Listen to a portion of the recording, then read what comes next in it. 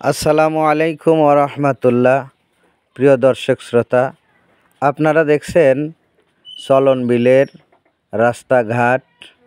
এক অংশ বিলের মধ্যে রসুনের চাষাবাদ। মাঠকে মাঠ, শুধু রসুন আর রসুন। এই বিলের মানুষ বর্ষা মৌসুমে মাছ ধরে, তাছাড়াও ক্ষেত খামারে তারা আমন ধানের চাষ করে। কিন্তু এখন শুকনার মৌসুমে শুধু মাঠ ভরা রসুনের চাষ।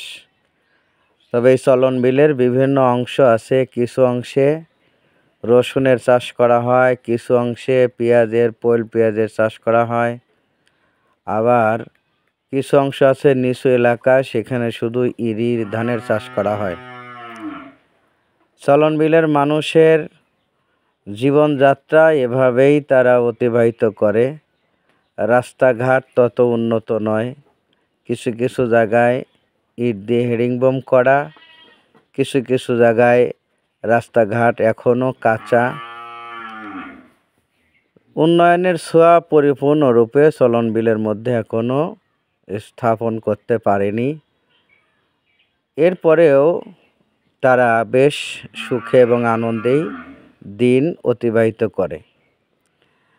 আপনারা দেখছেন যে জায়গায় জায়গায় বাড়িঘর আছে, মাদ্রাসা আছে, বিশাল এক মাদ্রাসা এখানে।